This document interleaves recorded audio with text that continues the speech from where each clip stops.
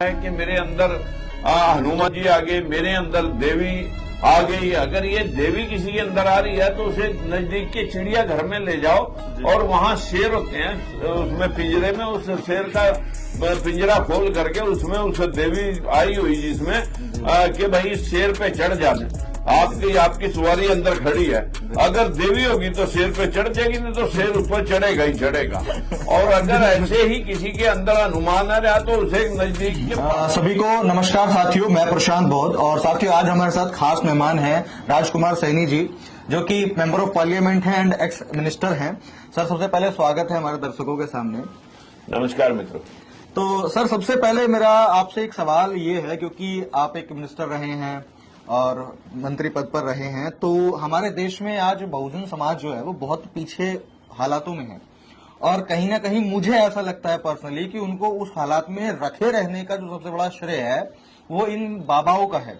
जो बाबा आप देखते होंगे आज प्रवचन के दौरान वो बाबा लोग हमारे लोगों को तंत्र मंत्र टोने टोटके और कि आपको अमीर होना है तो ये करो, पास होना है तो शिवलिंग पे दूध चढ़ाओ, और ये बाबा लोग जो इस तरीके की चीजें बता रहे हैं, तो क्या इससे हमारा बहुजन समाज का भला हो जाएगा?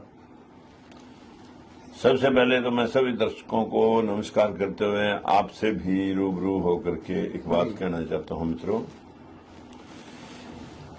कि जब से ये पुर्जा, इसकी उम्र अभी मोबाइल की उम्र है 12 साल, 2010 में ये पुर्जा आया और 2010, 11, 12 के अंदर जब इसकी 10 साल की, अभी 12 साल की उम्र है, और जब ये 25 साल का पूरा जवान हो जाएगा मोबाइल, तो ये सारे बाबे जो अभी तक कुछ सड़कों पे फिरते घिरते दिखाई देते हैं, गलियों में टोने टोट के करते हुए दिखाई देते हैं, ये पूरे के पूरे सब के सब जेल में होंगे।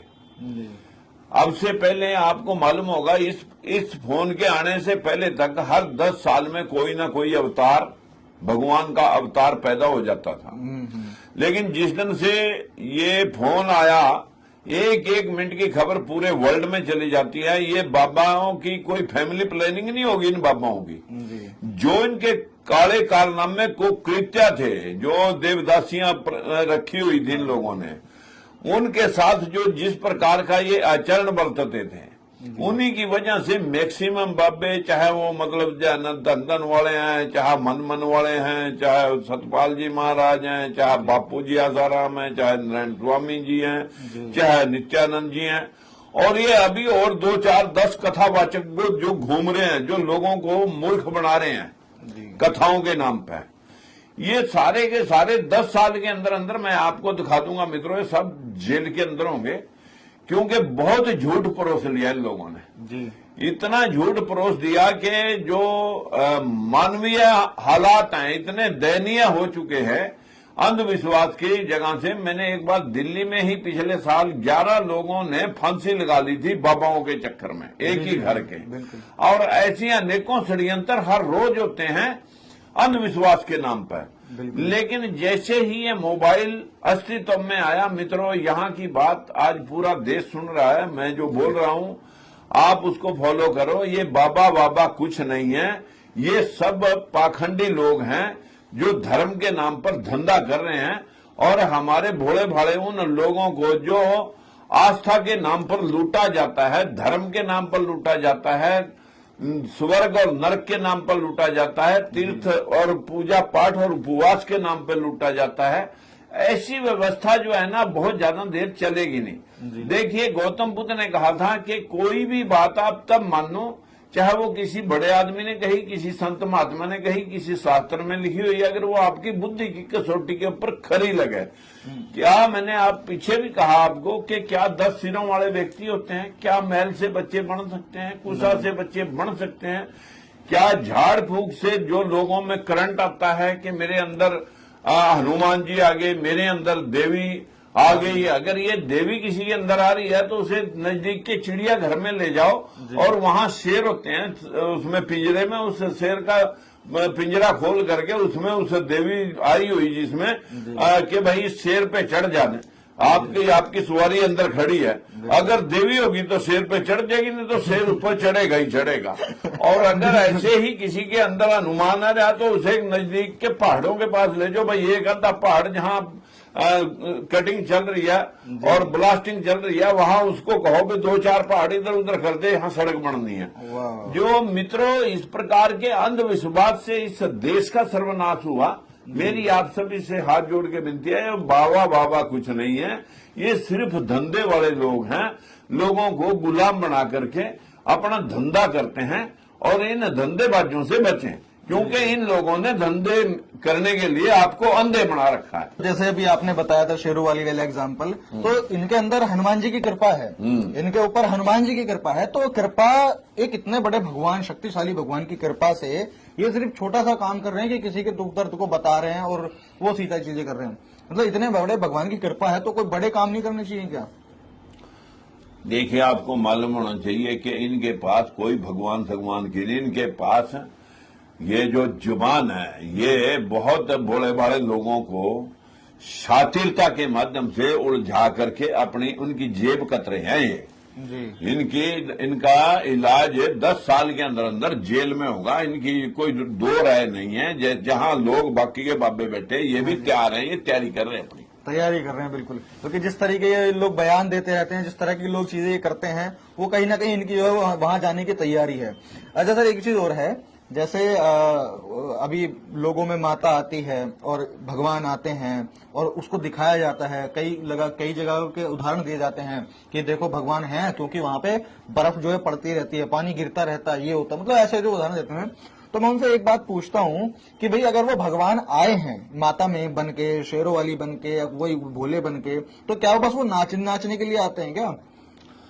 अब तो जया किशोरी भी नाचने पर, जैसे राधे माँ आई थी, वैसे उसने भी, ये जो सारे ये जो है ना, भगवान के नाम की जो माला जपवाने हैं, ये सीधा सीधा धंधा है फ्रॉड का जी।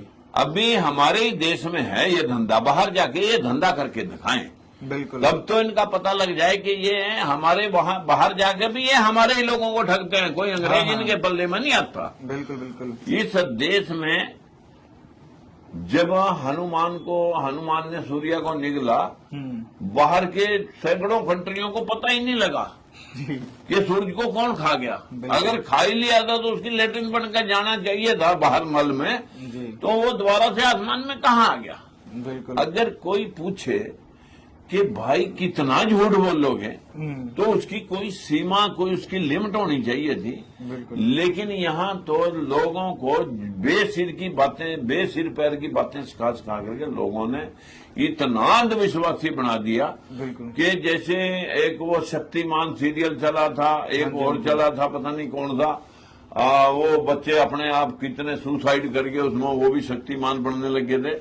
यहाँ तो अरुण गोविल और दीपिका जो बन रही थी, राम सीता बने थे, उनके पैर पूजने लगे थे देश में। बिल्कुल बिल्कुल। यहाँ अंधविश्वास की कोई सीमा नहीं है। यहाँ पर तो साउथ के अंदर आज 80% बच्चों के बर्थ ऑपरेशन से हो रहे। ये नहीं कि किसी का नॉर्मली डिलीवरी बच्चा नहीं हो रहा, उनको किसी पंडित पुजारियों ने बता दिया कि इतने समय पर ये बच्चा जन्म लेना चाहिए, अगर नहीं ले रहा तो चीर फाड़ करके उसे निकाल के शीशे में लगा दो। अच्छा। यहाँ तक अंधविश्वास आ गया देश में। बिल्कुल बिल्कुल बिल्कुल। तो लेकिन कोई बात नहीं, देश आगे बढ़ रहा है, जैसे जैसे अवेयरनेस, जानकारी आगे बढ़ रही है, वैसे वैसे इस मोबाइल ने आज से मैं कह सकता हूं कि 5 साल के अंदर अंदर जी। और बहुत बड़ा चेंज आने जा रहा है। और जिस दिन ये 20 साल का, मोबाइल की उम्र 20 साल हो जाएगी, टच फोन की, जिस दिन टच फोन की उम्र 20 या 25 साल हो जाएगी, 25 साल में जवान हो जाता है कोई भी विचारधारा पैदा हो करके, तो कोई रोक नहीं सकेगा इन सारे बाब्या की। कोई अब जो भगवान आते थे, इनकी कोई फैमिली प्लानिंग थोड़ा कर दी किसी ने, बस इनके खुलासे इस मोबाइल ने जगह जगह फोटो उतार करके जो इनके कुकृत्य थे वो लोगों के सामने पेश कर दिया, जेल में चले गए। लेकिन सर एक दिक्कत और भी तो है कि पहले आशाराम राम रहीम और भी जो बाबा थे वो अंदर गए, तो अब ये बागेश्वर धाम वाले बाबा और अनिरुद्धाचार्य और कई सारे आ गए, अब ये जाएंगे तो फिर कुछ और लोग नए आ जाएंगे। देखिए, और सबसे अब बड़ी जब दिक्कत तक- ये है कि जब हमारा तक- बहुजन समाज उनके पास जा भी रहा है, सुन रहा है और अंदर पड़ रहा है। जब तक चटनी खाई नहीं खाई, लाल खाई थी तो पीली क्यों नहीं खाई, मूली खाई थी तो गाजर क्यों नहीं खाई, जब तक इस तरह। देखिए, शिक्षा की जो कमी है जी वो सिर्फ दलित और पिछड़ा ही भाग्य भरोसे दौड़ रहा है। जी ये बाबा साहब की बात को, गौतम बुद्ध की बात को ये न तब फॉलो कर रहा था न आज भी फॉलो कर रहा है, कुछ लोग फॉलो करने लगे हैं। हमारे जो स्त्री जाति है, जी इन बाबाओं का असर और इन कथावाचकों का असर सबसे ज्यादा औरतों पे पड़ रहा है। बिल्कुल।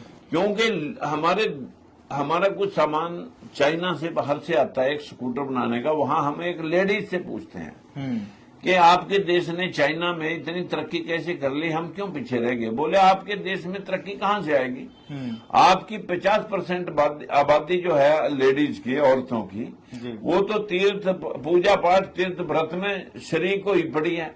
हमारे यहाँ तो ट्रक चला रही हैं, क्रेनें चला रही हैं, सड़कें बना रही हैं, सब कुछ काम हो रहा है। आप हमारे देश के तो देवी देवताओं की मूर्तियां भी चाइना वाले, बिंदी तक टिक्के तक जो है ना बना करके चाइना वाले भेज रहे हैं। बिल्कुल। हमारे देश की जो लेडीज है सबसे ज्यादा, क्योंकि बच्चे की पहली टीचर लेडीज होती है। बिल्कुल। और वो जो लेडीज है हमारी जनरेशन को वो ही मानसिक गुलाम बना रही है। जब तक हमारी औरतें, हमारी बहन बेटियां जब तक इस अंधविश्वास और पाखंड की शिकार रहेंगी, तब तक ये देश का जो बुद्धिजीवी वर्ग है, जो चालाक लोग हैं, इनको तब तक लूटेंगे और जब तक ये मानसिक गुलाम और गुलामी करेंगे। बिल्कुल बिल्कुल। तो सर, इस चीज के लिए आप लास्ट में क्या बोलना चाहेंगे, जो हमारा बहुजन समाज इन बाबाओं को? मैं भाइयों आप सभी से कहूंगा, गौतम बुद्ध को पढ़े, अशोक सम्राट चंद्रगुप्त मौर्य को पढ़े, बाबा साहब या पेरियार रामास्वामी गाडगे साहब और गौतम बुद्ध को पढ़ें और फूले साहब को पढ़ें। अगर आप शिक्षा लेकर के भाग्य के भरोसे से उठ करके कर्म के भरोसे चलना शुरू करेंगे तो ये अंधविश्वास अपने आप हट जाएगा। जी, तो यानी कि आप लोग शिक्षित जब होंगे तो इस अंधविश्वास को दूर करना पड़ेगा और भाग्य के भरोसे को छोड़ करके कर्म पर आपको आधारित होना पड़ेगा। तो ठीक है सर, बहुत बहुत शुक्रिया आपका। जी, धन्यवाद।